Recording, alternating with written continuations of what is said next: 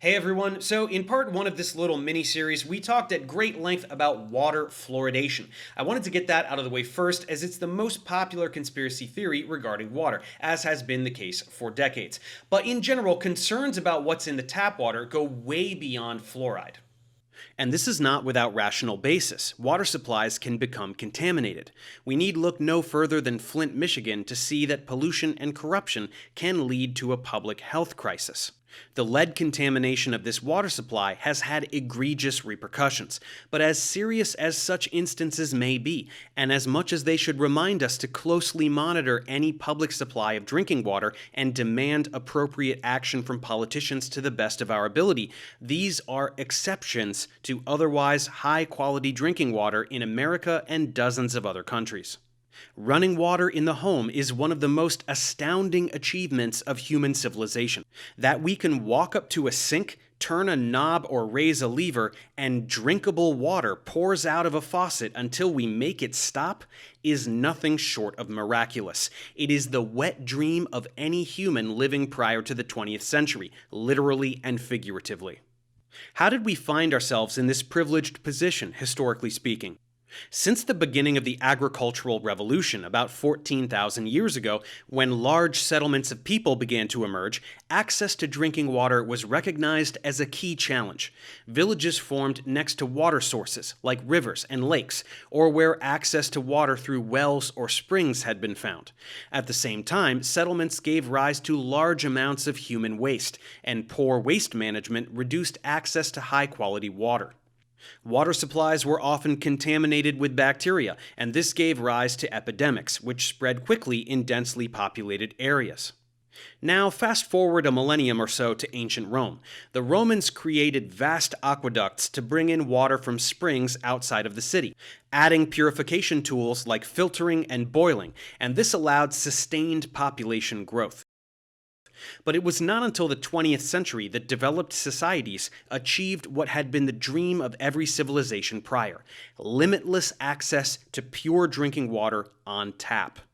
Chlorination achieved the elimination of microorganisms, and filtration tools ensured that municipal water is essentially free from contaminants such as toxic metals and organic toxins.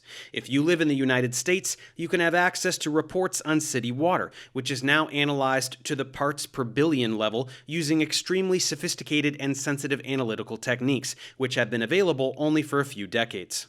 Tap water also contains minerals that are beneficial to our health, like calcium, magnesium, potassium, sodium, and zinc. In some cases, the taste of tap water may be a bit off, and one may want to install an inline filter to remedy this, to remove trace impurities as well as tiny amounts of sediment and bacteria. People may elect to buy bottled water, which is essentially filtered tap water, or spring water, which is usually treated with chemicals for transport to the bottling facilities. No matter what you choose, those of us with the privilege of living in any developed country have easy access to drinking water without limits. Once again, the access to limitless clean water should be counted as one of the most important achievements of modern civilization, although we must admit that this does not hold for the entire world.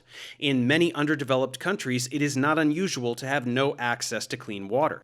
If you travel through parts of Africa or Asia, you may observe women going to the river for water, sometimes many miles away, carrying large buckets back to their homes. Indeed, access to clean water for all of mankind is a complex political problem, one that goes beyond the scope of this video. And yet, to some who live in those more fortunate societies, tap water is just not good enough. Pervasive paranoia towards anything associated with the government has produced a population with a romantic and unrealistic view of ancient times, when apparently everything looked like a Renaissance fair. In this foregone realm, fairies would flutter about an elfin spring, filled with mountain water so pure, so untouched by the sludge and sewage of the factories that had yet to exist, that a single cup of this elixir could cure any ailment known to man or hobbit. Hence the appeal of so-called raw water.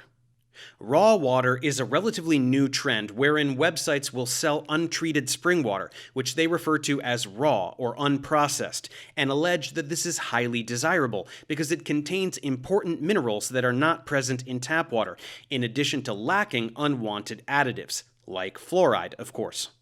What they fail to advertise is that untreated spring water may contain significant amounts of animal feces and more types of infectious bacteria than you can shake a stick at.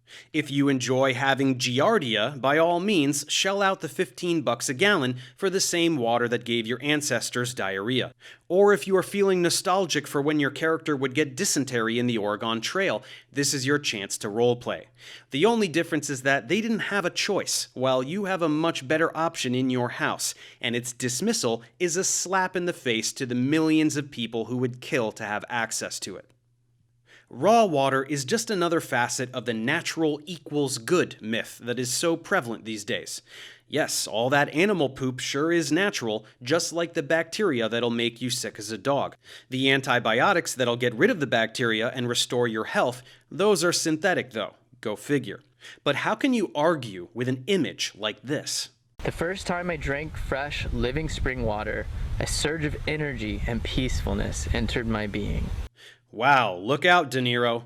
Society has to get over this love affair regarding things with natural origins. Nature doesn't just give us babbling brooks and sunsets. Nature gives us hurricanes and mosquito bites and disease. Nature gives us life, and nature gives us death. Similarly, humans can make things that save lives, and we can make things that kill people. It doesn't matter whether something is derived of nature or humans. That alone tells us absolutely nothing about its properties. When problems crop up with the water supply, we fix them. We don't abandon the concept of running water altogether in favor of returning to the Stone Age. And to expand from mere whimsy to full-fledged conspiracy, we as a culture really need to stop just blindly rejecting all actions of any government. It's infantile. Yes, governments do bad things, and we should identify those specific things so that we can attempt to do something about them in an informed, unified way. But the government also builds roads and parks, delivers mail, puts out fires, and provides the water we all use every day. That the United States can start wars under false pretenses or bail out banks with taxpayer money doesn't mean it is also trying to poison us with water. As woke as knee-jerk anti-government folks think they may be, blind distrust is actually just as ridiculous as blind trust, if not more so. And this anti-establishment bias is what makes people susceptible to con men. Any random Robbie who denigrates the man will be accepted at face value, with none of the scrutiny such targets apply towards governments or corporations. Enter the alt-health industry. In some ways the antithesis of raw water, there are lots of people who sell all kinds of special water. This is water infused with some added ingredient, and it's an extremely popular area of commerce. Why? Because water is cheap. If you can convince somebody to spend a lot of money on something, why not make it something that's practically free for you to make? Even more profit for you. So what kinds of special waters are out there on the market, and what's their angle? Let's run down the list. First up, we have alkaline water, or basic water. This is water that has a pH above 7, qualifying as a basic solution. Brands will advertise a pH of 9.5, around the pH of a relatively dilute aqueous solution of baking soda. This is typically achieved through electrolysis, where water molecules produce hydrogen gas, leaving behind hydroxide ions, a strong base. This has precisely zero benefits. Anything you ingest goes straight to the stomach, which is a highly acidic environment with a pH of around 2. Any base is neutralized instantly. Other bodily fluids like blood are buffer solutions which maintain a highly specific pH, and nothing we eat or drink will change that. At all. Nor should you want to, since that would kill you. Changing the pH of blood would make it unable to carry oxygen. These brands always advertise the addition of electrolytes, like they're hawking Brondo. But Brondo's got what plants crave. It's got electrolytes. And they either do not specify what these electrolytes are, or they list them and rely on the ignorance of the consumer regarding the fact that tap water also contains these same electrolytes. Electrolytes are predominantly just soluble ionic solids, like table salt. All the minerals we listed that are in tap water are electrolytes. Fluoride is an electrolyte. It means absolutely nothing. This website even says the electrolytes are to complement the body's natural mix. As to what that means, your guess is as good as mine. They will refer to their product as supercharged, which also means nothing. Most brands also like to incorporate the word positive, given that positive has a connotation that means good, implying that the presence of positively charged ions is somehow preferential to negatively charged ions. This is ridiculous. All ionic salts have both of these present as counterions. Sodium chloride consists of sodium cations and chloride anions.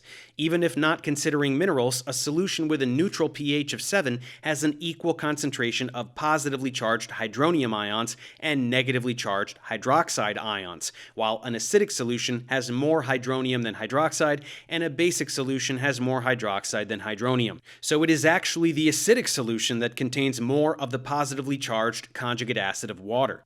This sort of marketing simply exploits the misplaced bad connotation of the word acid and the good connotation of the word positive, and uses them in a way that is completely unrepresentative of reality. Positive ions are not somehow better than negative ions, and basic solutions are not somehow better or less harmful than acidic solutions. Go stick your hand in a concentrated sodium hydroxide solution and see how that feels if you don't believe me. Each salesman has a slightly different pitch, with their own favorite buzzwords tossed in for flavoring, but it's all the same in the end, with precisely the same alleged benefits they know their targets are dying to hear. Boosting immunity, increasing energy, detoxification, disease prevention. These are simply lies. The most absurd is the claim regarding better hydration. That's right, this water is much more watery than water. In a similar vein, we have detox water. This is sometimes referred to as infused water. As you can see here, it's just water with yummy stuff in it. Some people are straightforward and don't really pretend it has any outlandish health benefits, instead simply stressing that drinking water is important and adding flavor with fruit and other things helps us drink more water. If all you want is yummy water, there's no problem at all. But others try to jump on the detox bandwagon and claim that this helps your body get rid of toxins. Apart from not knowing what toxins are, as toxins are by definition of natural origin, this is totally fallacious. If you have a liver and 2 kidneys, your body is doing all the detoxification it can ever or will ever do. It doesn't matter how much fruit is in your water, or how many smoothies you drink, or how much you sweat. The term detox is a red flag that is synonymous with bullshit, no matter where you hear it. Similar to putting fruit in your water, another recent trend is chlorophyll water. Apparently, adding a dropper full of chlorophyll to your water does wonders for your health.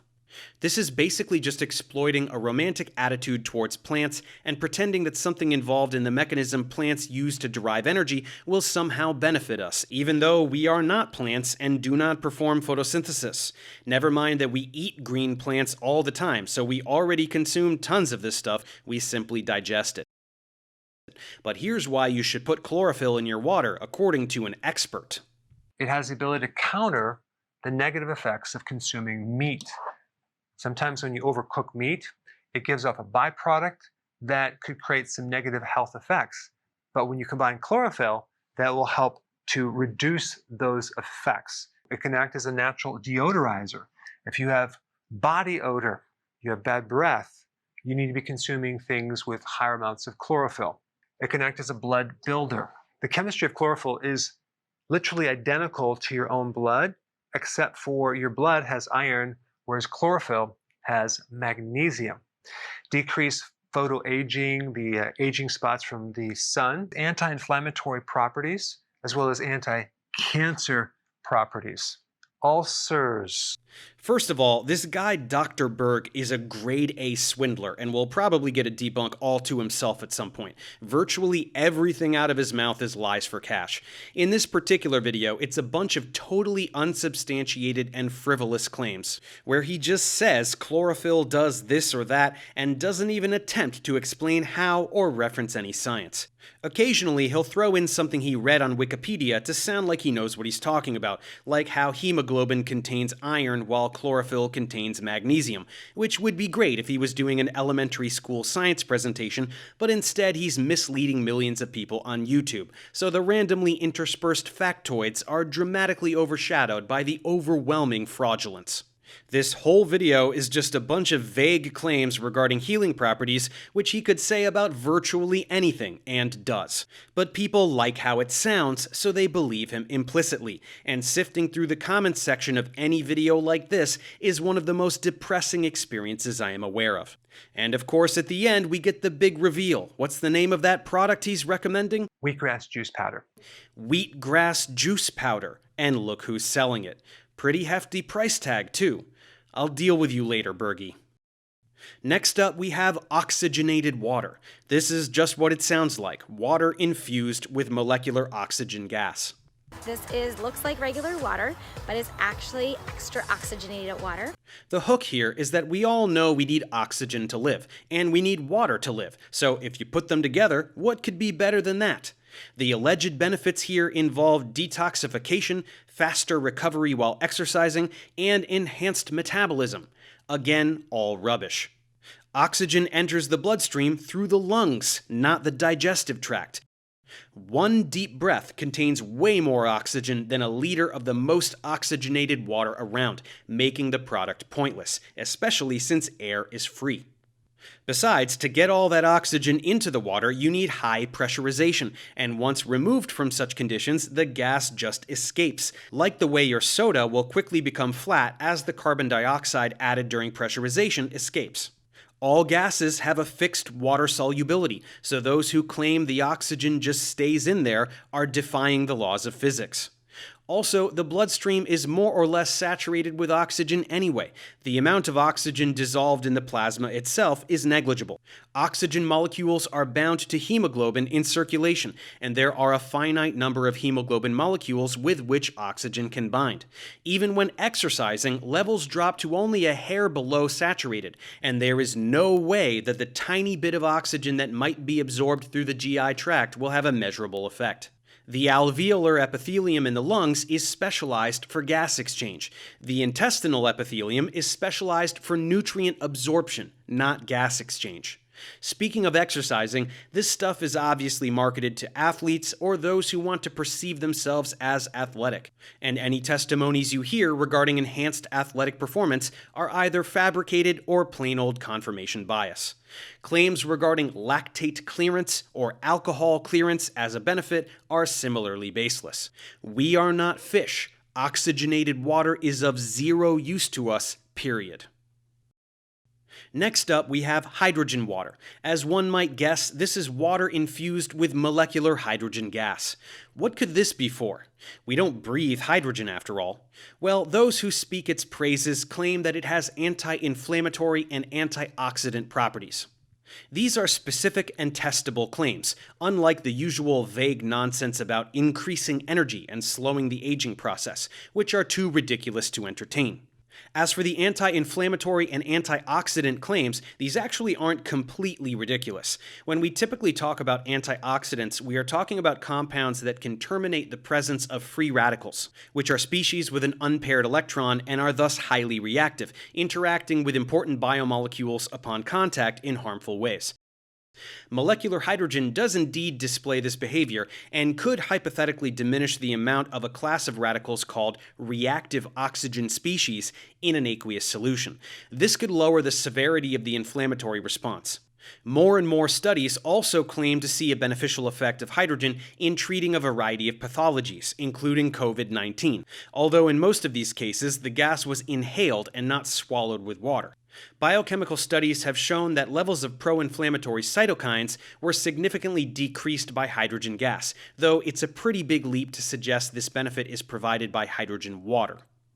Back to the original point, while it is true that molecular hydrogen can react with hydroxyl radicals, its concentration in the blood is practically zero, which is not elevated substantially by hydrogen water, and thus hydrogen will not compete mechanistically with other substances like polyamines, which are known to quench hydroxyl radicals and are present at 1,000,000 times greater concentration. Hydroxyl radicals will not exhibit any kind of selectivity, which makes the attempt to absorb hydrogen seem rather pointless. Furthermore, many studies do not characterize the amount of hydrogen in the water, which at equilibrium is minimal, about 1.5 parts per million. In some cases, hydrogen is formed by adding magnesium metal to water, which produces hydrogen gas and magnesium hydroxide. In these cases, any effect of the magnesium ion and the pH of the solution is not even considered. At any rate, this is a rather new field of research, and it may be wise to wait until more studies are available before jumping to buy hydrogen generators or expensive bottles of hydrogen water, which may or may not even contain measurable levels of the gas. All of this makes hydrogen water the least ridiculous product we will discuss in this series, but certainly not worth the insane prices some people are paying for it. We can label this one not completely unscientific in concept, but nevertheless just not backed up by sufficient data to take seriously. Speaking of not taking things seriously, let's move on to moon water. What could this possibly be? Water from the moon? Moon water is basically water that has been charged with the energy of the moon. It is one of the easiest things to make. That's right, it's simply water that has bathed in moonlight. You know, kind of like all water outdoors for all of Earth's history. So really, all water. But to get the full effect, you will want water that is bathed in the light of a full moon very recently to soak up its power, whatever that means. A full moon is best, but whatever you do, don't touch any water during a lunar eclipse. According to this website, eclipses are dark and can reveal our shadows. There's no telling what could happen, so don't drink liquids outside, or go swimming, or do anything really, or your shadow will get you. Anyway, the website has specific instructions in case you are interested in trying this out. First, you put rainwater in a jar, covered or not, the moon doesn't care. Then you put it outside overnight when there's a full moon, duh. Then the most important part is the prayer. Decide what you want the water to do, say so while looking at the water, and in the morning it'll be magic water.